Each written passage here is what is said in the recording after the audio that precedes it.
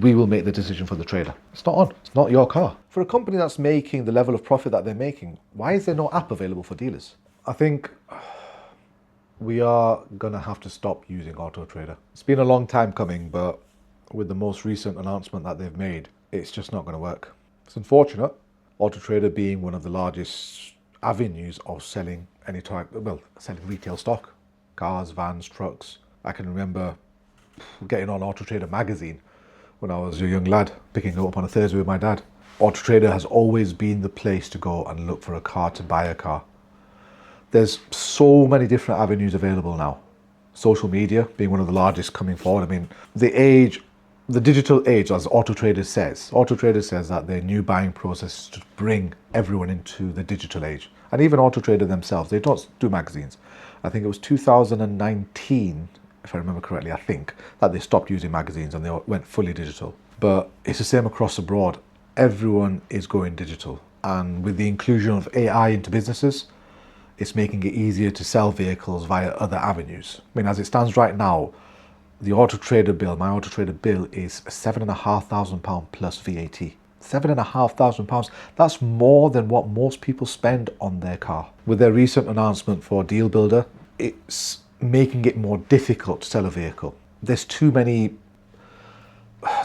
issues that can be caused from it. We did a very short video that we put on I think it was last week or a few days ago, in reference to this Dealbuilder thing. And reading through the comments, I did see certain comments which, again, even I didn't think of that, where if you have Dealbuilder there, as a competitor, you could go and reserve 10 cars. I can put £100 deposit across 10 vehicles at my competitor, take those vehicles off the market. That means my cars are going to be top of the page. There's also the thing, I mean, don't get me wrong, not all customers are time wasters. Not all customers are there just to have a look around. Most people wanted to buy a car, want to buy a car. But the odd few that are there that are going to say, right, I'm just going to leave my deposit on there. I'll put my deposit across 6 different cars and then I'll pick one. That is wrong. That basically means that there's 6 traders without their vehicles on sale, which means that those vehicles are no longer available to anyone else until that one person makes a decision. As far as I'm concerned, if you're looking to buy a car, provisionally your decision will already be made. You will shortlist your stock, the cars that you want to buy. And then out of those, you'll pick 2 or 3 that you're going to go to view and then possibly pick the best one out of them. Or if anything, you'll find the best one. Nowadays, reviews are a big thing. When you purchase anything, you generally check the reviews for the product. And it's the same with dealerships. We have a very, very good review base. And a lot of people are buying stock from us based on our reviews. Coming back to the main point that I made, that we have to stop using AutoTrader, spending £7,500 plus the VAT per month on an advertising package that feels like it's not really there to help dealers, it doesn't make sense. I spend less money with Car Gurus and eBay Motors combined. A fraction of that. I still get leads from that. I've actually had more leads from Car Gurus recently than I have from AutoTrader. We've had leads from our socials more than we've had from AutoTrader. It makes no sense whatsoever for us to stick with AutoTrader. The only reason why we stayed on is, again, like I said, it's one of the main avenues to sell a car. When people generally think about, I want to buy a car, first thing they think of is AutoTrader. Now, it could be that I'm saying that and people are saying, no, you're wrong, I don't look there. You've got to understand, I'm late 30s, I'm 39. That's how I've grown up. I've grown up seeing AutoTrader grow. That's where my parents have bought their vehicles from, my aunties and uncles have. And that's what I'm going to think. But we are into a newer generation. We are in a much more of a digital age. And there are plenty of other avenues that we can sell our stock down. So this could be what they've done is the last straw, and it could be bye-bye AutoTrader. I mean, even looking at the stats of what AutoTrader does, they actually increase their price every single year. Every April, they have a price increase without fail. And when I looked at the figures, I wrote this down. AutoTrader's profit, pre-tax profit in 6 months from April, if I'm reading this correctly, was just over 199 million, which is 6% increase from the previous year. 199 million pounds. That's a lot of money.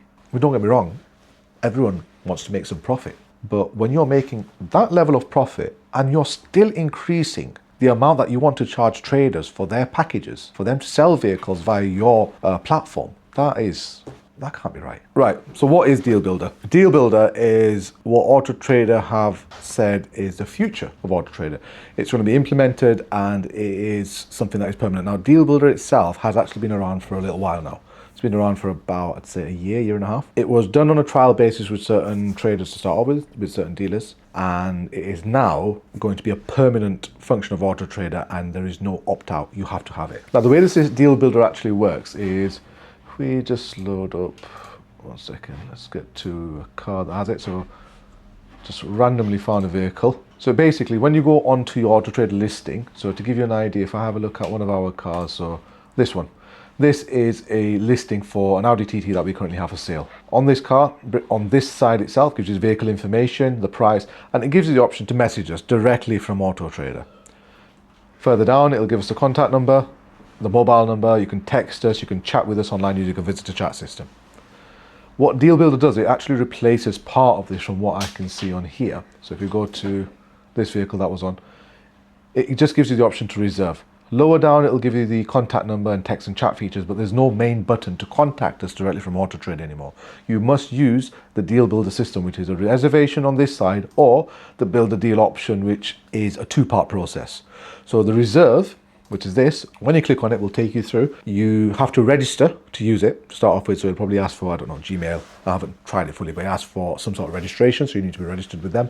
It'll then take a £99 reservation fee via a company called Stripe. Now, here's the interesting thing. That specific reservation that is taken isn't taken by us as a dealership, not taken by whoever this company is. It's taken by AutoTrader via their Stripe system, and it's held separately, never goes to the dealership. The vehicle is then removed from sale. Automatically, it falls off AutoTrader.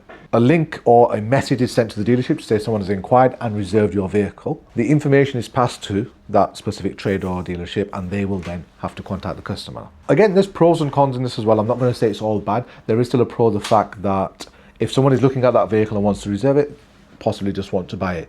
And it means that it might get rid of a lot of people that think, oh, you know what, I don't want to leave a deposit. But here's a con from that. Here's the problem, that it quite literally says, reserve for a refundable £99. You will always get your money back whether or not you decide to buy the vehicle. Now, up till today, when you reserve a vehicle, it is reserved, generally non-refundable, because you're looking to buy that vehicle, so no one else can purchase it. It's only fair on the trader. But if you have this system set up, it takes the vehicle off sale, and I believe when I was checking the timescale, it's up to a week, 10 days or so, it reserves it. Even within that period, after that period has expired, you can still go at that point and say, you know what, I don't want it anymore, and it's cancelled by the customer or whoever's trying to buy the vehicle. That's the reserve side of it. You also have a build a deal system. So this is why I was saying that sometimes it works a bit better. The build a deal is interesting because it allows you to go through and personalize your deal with the option to add a part exchange, and you can also explore the payment options. So what I mean by that is payment options is, are you paying outright? Are you financing? If you're financing, then I believe it gives the option for you to run through the finance via,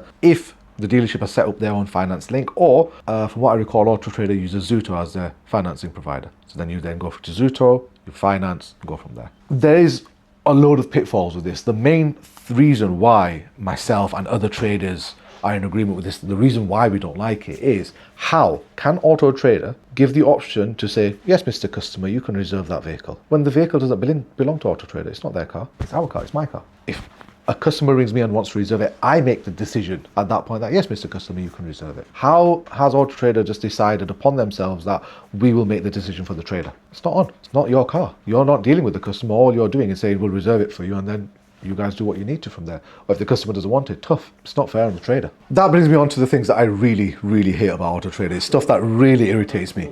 Starting off with the price. The price has always been a big thing for me, because with how much traders are paying, I mean, don't get me wrong, I'm not a massive company. Motor Warehouse itself, we have about 40 cars advertised at the minute, which I'll be honest, we were reducing before the Deal Builder came along, but we might be cancelling. And on a 40 car package where we're at a mid-level package, we're paying best part of, I think it's £7,500 plus the VAT. £7,500 to advertise 40 cars. A lot of people don't seem to know what we pay in advertising. But looking at the fact that AutoTrader then increases that price year in, year out is ridiculous. I mean, when I looked at the figures, like I mentioned at the start of the video, in 6 months, 199 million pound profit. That is 6% up from last year. How can you sit there and increase the advertising package of every trader and when you're making 190, it makes no sense. 199 million pound profit. All I can see, the other thing that irritates me is that looking at what AutoTrader is doing with Deal Builder, is something that looks like it's only going to continue. They're trying to become a monopoly in the market, and it looks like they're controlling everything. As traders, I mean, everyone knows what BCA is. It's an auction house.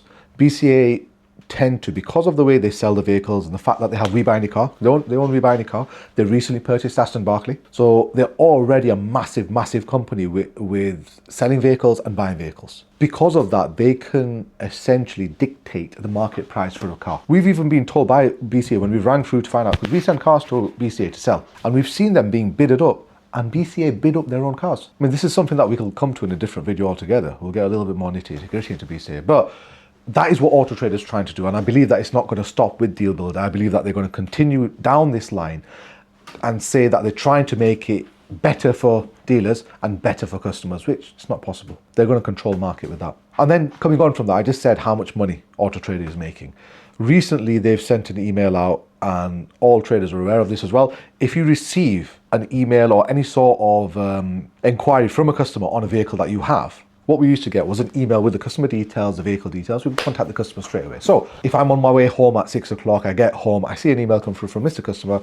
Right, okay, that's fine, Mr. Customer, I'll call you now. So we used to call customers 6:30, 7, 8 o'clock in the evening sometimes, as long as they were happy to speak to us. Because of apparent GDPR, they're now saying that, no, you can't do that. We will send you a notification and you have to then log on to your system. Now, AutoTrader's dealer system has a two-factor authentication. So when you log on, I have to receive a text message to authorize me before I can log on. I can do it on my phone up to a certain extent, but it's still not really convenient. For a company that's making the level of profit that they're making, why is there no app available for dealers? You'd think that'd be there. So there's so many things with AutoTrader that just aren't good, that aren't working for dealers. Another thing that they did was they started including price markers. So when you go on AutoTrader and you look for a car, you search for your vehicles, it will tell you the price markers of each car, which will come up as high price, fair price, good price, great price, low price.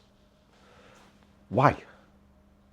What is the need to put that in? They said it's to help us, for us to be able to advertise our vehicles at a certain price. But not all vehicles are the same. There are vehicles with heavier options. So when you put a car on that is fully loaded, AutoTrader system doesn't pick up the options, it just values it as a normal car. So that car could be worth, with those options, as a £23,000 car. But AutoTrader says it's worth £20,000. That means that when you put your car on, it shows a higher price.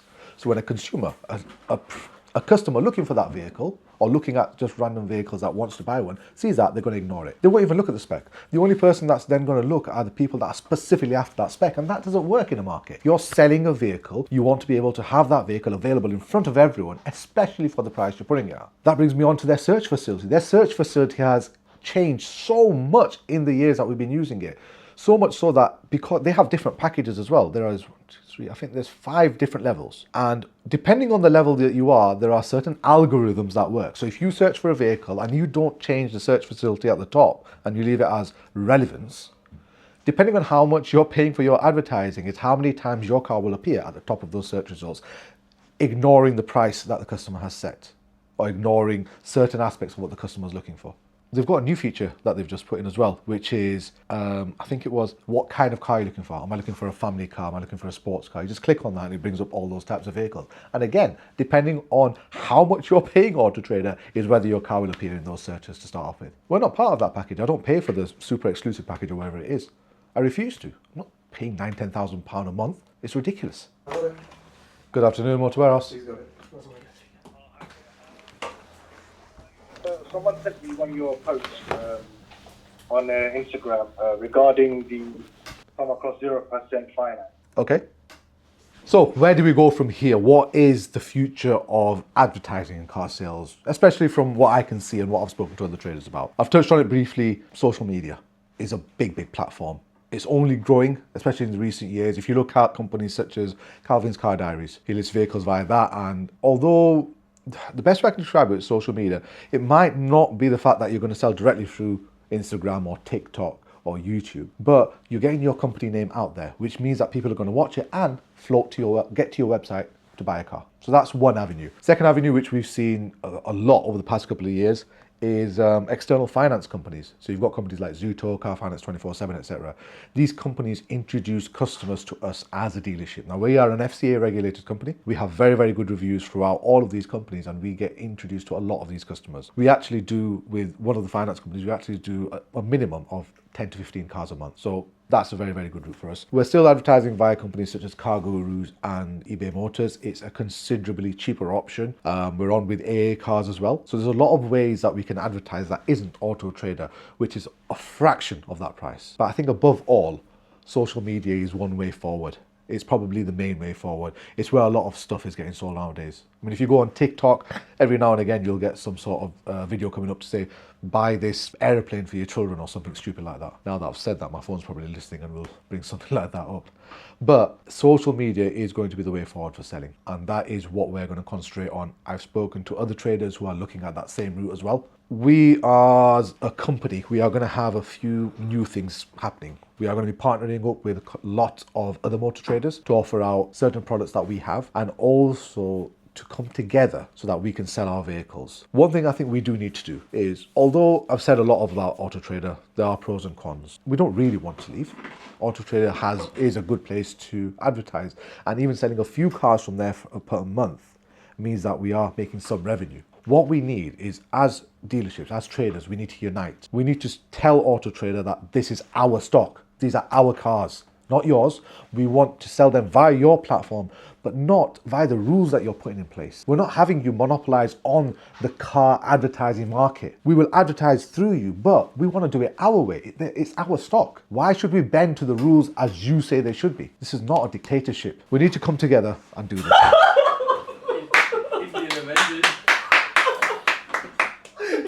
When he said dictatorship, I just thought about you. We have General Aladdin. All of our cars are Aladdin positive. So Mo, are you the now face of the car game? Are you the representative, the president? No. Have you seen the face of the car game? He's somewhere in Oldham as well. Have you seen him? ACG? Yeah, he's the face of the car game. Someone actually put that one in the comments that, is he related to the face of the car game? I don't know. I've got a different face. Right, guys. So if you want to see more stuff that I'm putting on, we are across TikTok, Instagram, Facebook, YouTube. YouTube is our new venture. We're all over YouTube. Subscribe to our YouTube to get the latest notifications. I will see you around.